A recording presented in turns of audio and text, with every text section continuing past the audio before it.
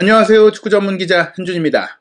2022-2023 시즌 개막 후 공식 경기 7연속 무패를 달리던 토트넘 허스퍼 첫 번째 패배를 리스본 원정에서 당했습니다. 지난 주말 프리미어리그 맨체스터 시티와의 경기가 영국 여왕 엘리자베스 2세의 서거로 인해 연기되는 체력적인 이점에도 불구하고 시즌 첫 무득점 경기 그리고 시즌 첫 번째 패배를 당하면서 최악의 경기 결과를 손에 얻었는데요. 이번 경기 후반 45분에 파울리뉴에게 선제골 내줬고 추가 시간에 쐐기골까지 내주면서 막판 극장골에 울었습니다. 개막전 사우샘튼전 4대1 프리미어리그 일정을 시작으로 첼시 원정 2대2 무승부, 울버햄튼과의 프리미어리그 3라운드 1대0 승리, 노팅엄 포레스트 원정 2대0 승리, 웨스트햄 원정 1대1 무승부에 이어 풀럼전 2대1 승리까지 4승 2무로 프리미어리그 선두권을 형성한 토트넘인데요. 마르세유와 챔피언스리그 첫 경기도 2대0으로 이기면서 또 최근 경기에 실점이 거의 없는 경기를 했었죠. 첼시 원정만 한 경기 2골을 내줬었는데 이번 스포르팅 리스본과의 경기에서 두 번째 멀티골 실점을 하는 경기가 됐고 첫 번째 무득점 경기를 했습니다. 게다가 이번 경기는 손흥민 선수를 생각보다 일찍 교체 아웃하면서 공격에 변화를 줬는데 손흥민 선수의 체력을 안배하려는 목적도 있었겠지만 손흥민 선수가 빠진 이후 물론 교체로 들어간 쿨루세스키 선수가 한두 차례 좋은 장면을 보이긴 했지만 스포르팅 리스본의 수비 부담이 훨씬 더 줄어들었고 또 케인 선수가 경기 내내 부진했던 상황 속에서 손흥민 선수가 빠진 이후 더욱더 존재감 없는 경기를 펼치다가 뒤통수를 때려 맞는 역습을 허용하는 그런 플레이 양상이 전개됐기 때문에 손흥민이 나가면 골을 먹고 토트넘이 결과를 얻지 못한다는 손나골의 저주가 이어진 경기라고 할 수 있겠습니다. 일단 선발 명단에는 손케히 트리오가 유지가 됐어요. 쿨루세스키 선수보다는 히샬리송 선수가 손흥민 선수, 케인 선수와 연계 플레이나 조합 플레이가 좋았기 때문이고 좌우 윙백으로는 로얄과 페리시치가 출전하고 두 명의 중앙 미드필더로는 벤탄쿠르와 호이비에르, 3백 라인에는 랑글레 선수가 최근에 뛰어오다가 벤 데이비스가 선발 출전했고 로메로와 다이어가 3백 조합을 이뤘습니다. 스포르팅 리스본 같은 경우 우려했던 수비 라인의 부상자가 이나시우 선수가 몸 상태가 괜찮아서 선발 출전하게 됐고 헤이스도 출전을 하면서 큰 문제가 없었고요. 일본 대표 선수인 수비형 미드필더 모리타도 이 3백을 보호하는 역할로 경기를 했습니다. 스포르팅 리스본은 85년생 젊은 나이에 빼어난 이론적인 능력, 전술적인 능력으로 각광받고 있는 후벤 아모린 감독이 이끌고 있는데요. 3-4-3 포메이션, 페드로 곤살베스와 에드워즈 트린캉이 3톱으로 움직였는데 전형적인 9번 공격수 없이 에드워즈도 중앙과 측면을 오가면서 활발하게 플레이했고 트린캉도 측면에서 가운데로 치고 들어오는 가짜 7번 역할을 했고 페드로 곤살베스 역시 그렇게 측면과 안쪽으로 들어오는 무한 스위칭 플레이를 통해서 역습 상황에서 좋은 개인 능력을 보여줬고요. 왼쪽 윙백 누누 산토스와 오른쪽 윙백 페드로 포로는 평소보다는 수비적으로 움직였지만 그래도 역습 상황에서 좋은 연결고리 역할을 하면서 토트넘 수비를 위협했습니다. 중앙 미드필더 우가르테와 모리타 그리고 3백 마테우스 헤이스와 코아테스, 이나시우 선수가 수비 영역을 지키면서 이 5명의 선수가 블록을 문전에 형성하면서 토트넘의 공격을 잘 막아냈고 또 물러서는 것만이 아니라 배후 침투 플레이를 오프사이드 탭으로 막아내는 플레이도 굉장히 좋았거든요. 여기 안토니오 아단 골키퍼도 안전하게 골문을 사수했는데요. 토트넘은 3-4-3 포메이션, 케인 선수가 중앙 전방과 2선을 오가면서 손흥민 선수와 히샬리송 선수가 좌우 측면 공격수지만 중앙 쪽으로 올라가서 득점을 노리는 플레이를 펼쳤습니다. 페리시 선수는 크로스패스 위주의 경기를 펼치다 보니까 손흥민 선수와 합이 맞는 장면들은 별로 없었고요. 오히려 에메르송 로얄 선수가 오른쪽 윙백인데 중앙으로 치고 들어와서 득점에 관여하는 위치에 많이 올라왔는데 결정력 부족한 모습을 통해서 토트넘의 공격에 그다지 도움이 되지 못했던 날이었습니다. 이날 경기 조금 아쉬웠던 부분이 손흥민 선수를 72분에 조기 교체 아웃시킨 것이었고 심지어 토트넘이 이날 유일하게 딱 한 명을 교체한 선수가 손흥민 선수였거든요. 후반전에 공격이 잘 풀리지 않는 상태에서 공격을 강화하기 위해서 로얄 선수를 빼고 쿨루세스키 선수를 투입해서 오히려 공격 숫자를 늘리면서 쿨루세스키를 이전처럼 조금 공격적인 오른쪽 윙백으로 기용하지 않을까 생각을 했는데 콘테 감독이 리스본의 측면 공격력 우려한 것 같습니다. 곤살베스, 에드워즈, 트린칸 같은 선수들이 돌파력이 좋고 누누 산투스나 페드로 포로 같은 윙백 선수들의 돌파력도 좋기 때문에 이런 부분들을 우려한 탓인지 로얄 선수를 유지한 채 손흥민 선수를 빼고 쿠루세스키를 투입하면서 히샬리송을 왼쪽으로 이동시키고 쿠루세스키를 오른쪽 측면 공격으로 배치했는데 쿠루세스키 선수가 들어와서 보여준 플레이는 좋았지만 말씀드린 대로 케인 선수가 경기력이 좋지 않았어요. 경기 후 통계 매체 폰몹의 평점을 보더라도 선발 출전한 3톱 중에 손흥민 선수의 평점이 6.8점으로 가장 높았고 케인 선수 6.2점, 히샬리송 6.2점이었거든요. 그래도 히샬리송 선수는 득점에 근접한 여러 장면들을 만들어냈고 연계 플레이도 열심히 했지만 케인 선수는 한두 차례 좀 스루 패스를 뒤에 내려가서 뿌린 것 외에는 패스 정확성이라든지 문전에서의 파기력이라든지 장점을 전혀 보이지 못했고 굉장히 부진한 플레이를 펼쳤기 때문에 오히려 토트넘의 공격 템포와 정밀성에 악영향을 미치고 있었기 때문에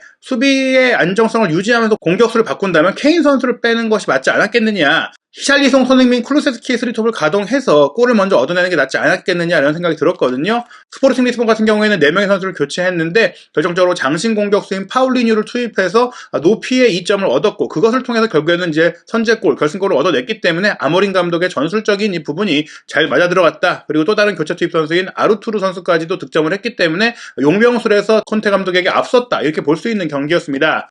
후스코드닷컴의 기록 기반 평점 역시 손흥민 선수가 공격수, 선발 출전 선수 중에서는 가장 높은 6.7점이었고 케인 6.5점, 히샤이성이 6.3점이었고 교체로 들어온 쿨루세트키의 평점도 6.0점이었기 때문에 손흥민 선수를 교체 아웃한 건 조금 아쉬운 판단이 아니었나 싶은데요. 물론 이제 로얄 선수의 평점이 높은 부분이라든지 페리시의 평점이 높은 부분을 봤을 때 기록만으로 경기를 온전히 평가하기는 어렵지 않겠느냐 하실 수 있는데요. 중요한 부분들이 있습니다. 일단 해리 케인 선수와 손흥민 선수의 기록을 비교하면은 상대 선수와의 공 경합 상황에서 케인 선수는 4차례 경합이 있었는데 승률이 0%, 단 한 번도 이기지 못했어요. 물론 공중전에서는 2번 모두 이기긴 했지만 의미 있는 경기 전개로 이어지지 못했고요. 드리블 돌파 시도가 2차례 있었는데 이것 역시 한 번도 통하지 않았고요. 파이널 서드 지역 안으로 6번의 패스를 공급하긴 했지만 공을 잃어버린 것도 2차례나 있었고 이날 전반적으로 패스의 정확성이나 플레이의 정확성이 많이 떨어졌다고 볼 수 있겠습니다.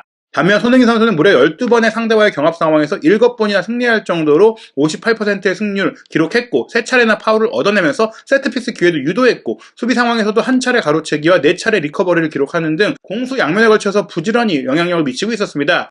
드리블 돌파 역시 한 차례도 성공하지 못한 케인과 달리 5번의 시도가 있긴 했지만 2차례 성공하면서 40%의 성공률이 있었습니다. 파이널 서드 지역으로 공급한 패스는 한 번밖에 없었지만 이 역할은 주로 케인 선수가 맡았고 손흥민 선수가 공을 운반하고 원투 패스로 주고받는 그런 연계한 선수로서의 플레이를 했기 때문에 또 코너킥을 5번이나 처리할 정도로 세트피스 상황을 관여했기 때문에 그런 상황이 없었던 것이지 손흥민 선수의 경기 영향력이 케인 선수보다 높은 상태에서 교체가 됐고 그 이후 토트넘의 공격력이 오히려 더 살아나지 못했다. 이렇게 볼 수 있는 경기였습니다. 주요 장면 살펴보면요. 일단 이날 경기는 히샤리손 선수가 손흥민 선수에게 기회를 만들어주려고 노력했던 부분이 있었습니다. 전반 3분 수비 라인부터 미드필드를 거쳐서 공격 라인까지 이어졌던 토트넘의 빌드업이 좋았는데요. 왼쪽 센터백인 데이비스의 기점 패스, 중앙에서 벤탄쿠르가 받아서 깊숙하게 전진 패스를 찔러 넣었고 이 공을 히샤리손 선수가 받아서 배우로 침투하는 손흥민 선수에게 패스를 줬는데 조금 정확성이 떨어지면서 수비에게 차단이 됐어요. 토트넘이 공을 쥐고 빌드업하면서 공격을 펼쳤다면 스포팅 리스본은 효율적인 역습 공격을 보여줬는데요. 전반 7분에는 에드워즈 선수의 패스를 받은 곤살베스의 왼발 꺾어차기 슈팅이 골문 구석으로 향한 것 로리스가 간신히 선방하는 장면이 나왔습니다. 전반 24분 토트넘의 좋은 공격 장면이 한 번 더 있었는데요. 이날 벤탄쿠르가 중앙 지역에서 열심히 뛰면서 좋은 패스도 공급을 했어요. 벤탄쿠르가 중앙으로 찔러 넣은 기점 패스, 케인이 논스톱 패스로 전방에 로빙 패스를 연결했고 이 공을 히샤이성 선수가 받아서 문전까지 침투해서 슈팅까지 시도했는데 수비에게 걸렸습니다. 사실 슈팅을 하기보다는 왼쪽에서 침투하고 있던 손흥민 선수에게 패스했으면 어땠을까라는 생각이 들었지만 이 정도 위치 골문 앞이었다면 공격수로서 슈팅을 시도해볼 수도 있는 장면이었기 때문에 굳이 뭐 욕심을 냈다 이렇게 보기 어려운 장면이었고요. 이어서 전반 25분에는 페리시 선수가 왼쪽 측면에서 올린 오른발 크로스 패스를 히샤이성 선수가 헤더로 연결했는데 골대 앞에서 바운드 되면서 아단 골키퍼의 정면으로 향해 무산이 됐습니다. 이렇게 토트넘이 좋은 공격기를 많이 만들기도 했는데 말씀드린 대로 스포팅 리스본의 역습 상황에서의 개인 능력도 좋았어요. 전반 27분에는 트링탕이 시도한 왼발 중거리 슈팅이 골대 옆으로 아슬아슬하게 빗나갔고요. 전반 30분에는 페리시치의 롱스로인이 수비수를 통과하고 바운드 됐을 때 문전으로 침투했던 로얄 선수에게 연결이 됐는데 로얄 선수 사실은 이 정도 위치, 이 정도로 이제 안정적으로 공을 잡았다면 가볍게 슈팅해서 득점을 해야 했는데 부정확한 볼 터치에 이어 슈팅이 이어지면서 쉽게 아단 골키퍼에게 또 한번 잡히는 장면이 나왔습니다. 전반 34분에는 케인 선수의 스루 패스를 히샤이성이 받아서 골키퍼를 마주한 상태에서 손흥민 선수에게 살짝 내주는 플레이가 나왔는데요. 손흥민 선수가 이 공을 제대로 받지 못했어요. 수비수들이 열심히 따라와서 견제해줬기 때문인데 일단은 패스를 받는 순간 오프사이드였기 때문에 유효한 플레이로 이어지지는 못했습니다.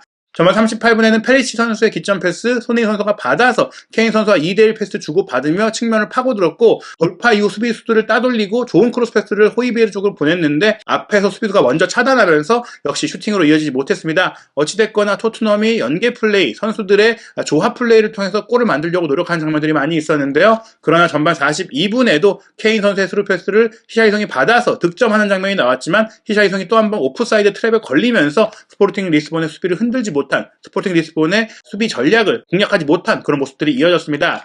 전반 45분에는 에드워즈 선수가 단독 돌파를 통해서 문전 지역까지 치고 들어갔고 트링칸과 2대1 패스를 주고받으면서 문전 근거리에서 슈팅까지 가져갔는데 로리스 골키퍼의 정면으로 이어지면서 막혔습니다. 이 장면은 실점해도 할 말이 없는 장면이었는데요. 말씀드린 대로 양팀 모두 전반전에는 경격 기회들을 많이 만들어냈지만 결정력이 아쉬웠고 또 조금 더 확실한 기회를 만든 것은 스포팅 리스본이었다고 할 수 있을 정도로 스포팅 리스본이 홈팀으로서 더 나은 경기라고 보였습니다. 결과적으로는 볼 점유율도 전반전에 스포팅 리스본이 58%로 앞섰는데요. 토트넘의 슈팅 숫자가 조금 더 많긴 했지만 전반적인 효율성 떨어졌다고 볼 수 있겠습니다. 후반전에도 이런 양상이 이어졌어요. 후반 3분에는 페리치 선수가 왼쪽 측면에서 찔러준 패스를 케인 선수가 사이드로 벌려서 받은 이후 올린 크로스 패스, 로얄 선수가 문전 우측으로 치고 들어와서 헤더 슈팅까지 연결했는데 역시나 아단 골키퍼에게 막혔습니다. 헤더가 강하게 이어지지 못했기 때문이고요.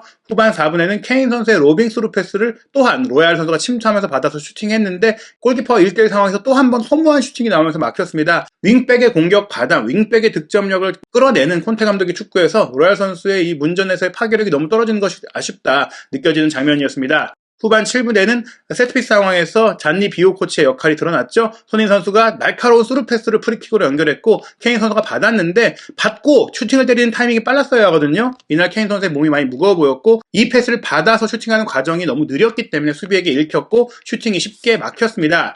후반 9분에는 히차이성 선수의 스루 패스를 받아 케인 선수가 조금 각이 없는 상태에서 슈팅을 연결했는데 아단 선수의 선방에 막혔고요. 후반 13분에는 로메로의 스루 패스를 받은 히차이성이 수비를 등진 상태에서 벗겨내고 문전까지 돌파한 이후 왼발 가마차기 슈팅을 시도했는데 이게 확실하게 감기지 않으면서 골대 옆으로 빗나갔습니다. 어찌됐거나 계속해서 토트넘의 공격이 이어지고 있었지만 마무리가 아쉬운 상황들이 연결됐는데요. 후반 22분 스포팅 리스본이 얼마나 역습을 잘 준비했는지 나온 장면이 있었어요. 수비 라인에서 올라온 공, 곤살베스가 이 공을 받고 곤살베스가 에드워즈에게 내주고 에드워즈는 다시 곤살베스에게 내주는 원투 패스를 통해서 곤살베스가 질주하면서 슈팅할 수 있는 기회를 만들어줬고요. 곤살베스가 슈팅까지 했는데 이게 로리스 골키퍼의 정면으로 이어지면서 무산이 됐습니다.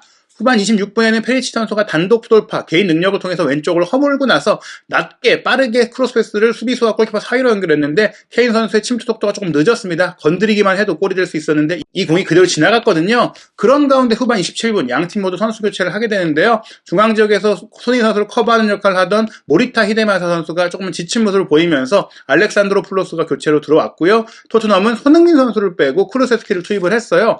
쿠르세스키 선수는 들어오자마자 좋은 플레이를 보였습니다. 후반 30분에 오른쪽 측면을 개인 능력을 통해서 돌파하다가 헤이스의 태클에 걸려 넘어지면서 헤이스의 경고를 유도했습니다. 후반 31분 스포팅 리스본은 트린캉을 빼고 장신 공격수 파울리뉴를 투입하면서 전술적인 변화를 가져갔는데요. 여전히 후반 32분 토트넘이 더 좋은 기회를 먼저 만들었어요. 쿠루세스키 선수의 날카로운 왼발 크로스 패스를 히샤이성이 다이빙 헤더로 연결한 것이 골대 옆으로 빗나갔거든요. 그런 가운데 후반 45분 스포팅이 결정적인 기회를 맞게 되는데 또 한 번 역습 상황에서 경기장을 크게 사용하는 능력이 발휘가 됐습니다. 왼쪽 측면에서 오른쪽 측면으로 길게 넘어온 공, 오른쪽 윙백으로 공격력이 좋은 스페인 출신의 페드로 포로 선수가 가운데로 치고 들어오다가 왼발 가마차기 슈팅을 시도한 것 로리스 선수가 온몸을 던지면서 간신히 막아냈거든요. 하지만 이어진 코너킥 상황에서 장신 공격수로 투입된 파울리뉴가 헤더로 선제골을 넣으면서 토트넘의 골망을 흔들었고요. 이 득점 직후에 스포팅 리스본은 왼쪽 윙백 누누 산토스를 빼고 센터백 역할을 할 수 있는 수비적인 풀백인 에스가이우를 투입했습니다. 그리고 나서 토트넘의 총공세를 잘 막아내고 빠른 역습을 통해 아르투르 고메스가 단독 돌파로 문전을 허물고 추가골까지 만들어내면서 토트넘에게 완패를 선사한 것입니다. 손흥민 선수가 빠지면서 공격 연계력과 공격 파괴력이 떨어졌고 상대 수비가 쉽게 올라올 수 있게 된 상황들은 손흥민 선수가 교체된 이후에 토트넘이 겪어왔던 수비 문제, 손낙골, 공격적인 문제까지도 야기했습니다. 손흥민 선수가 계속해서 교체되는 상황들이 나오다 보니까 후반 막판 상대가 지쳤을 때 공략하고 또 마지막 뒷심을 발휘해서 득점하고 결국 팀을 승리로 이끄는 그런 부분들이 좀 이루어지지 못한 것과 더해서 토트넘의 무득점 그리고 2실점 모두 콘테 감독이 손흥민 선수를 교체한 것이 좀 오판이 아니었느냐. 쿠루세스키를 투입하는 결정은 좋았지만 케인을 빼거나 혹은 로얄을 뺐어야 되는 게 아니냐 이런 부분들이 너무나 아쉬웠던 경기였습니다. 토트넘의 9월 마지막 경기는 9월 18일 일요일 새벽 1시 30분에 열릴 레스터시티와 프리미어리그 경기인데요. 손흥민 선수는 이 경기에서 득점하지 못한다면 개막 후 2달간 무득점 기록이 이어지게 되기 때문에 토트넘의 리그 무패 행진을 유지하기 위해서 그리고 손흥민 선수의 기세를 올리기 위해서는 이번 경기 손흥민 선수의 득점과 함께 승리가 이어지길 기대해야 할 것 같습니다. 이후에는 A매치데이 9월 월드컵 데뷔 평가전 경기가 있고요. 10월에는 정말 빡빡한 일정들이 이어집니다. 11월 중순에 월드컵이 개막하기 때문에 챔피언스리그 경기도 한 달에 무려 3경기나 펼쳐지고 프리미어리그 경기도 6경기나 있어요. 그래서 무려 9경기를 한 달 사이에 치러야 하는 강행군 일정이 이어집니다. 이제는 손흥민 선수가 10월 달에는 선발 출전하지 못한 경기도 자연스럽게 나올 수밖에 없을 것 같은데요. 일단 레스터시티와의 경기는 이번 스포팅 리스본전에 교체가 됐기 때문에 선발 출전할 가능성이 매우 높다고 볼 수 있겠고요. 레스터시티전 그리고 10월의 첫 번째 일정인 아스널과 북런던 더비, 이어지는 프랑크푸르트와의 챔피언스리그 경기 등 토트넘 허스퍼가 어떻게 치를지 콘테 감독이 이번 경기의 패배를 교훈 삼아 로테이션 과정이라든지 선수 교체 전략을 어떻게 바꿀지 지켜봐야 할 것 같습니다. 토트넘 허스퍼의 모든 소식, 손흥민 선수의 활약 소식 한준TV를 통해서 그 이후의 이야기도 확인하시기 바랍니다.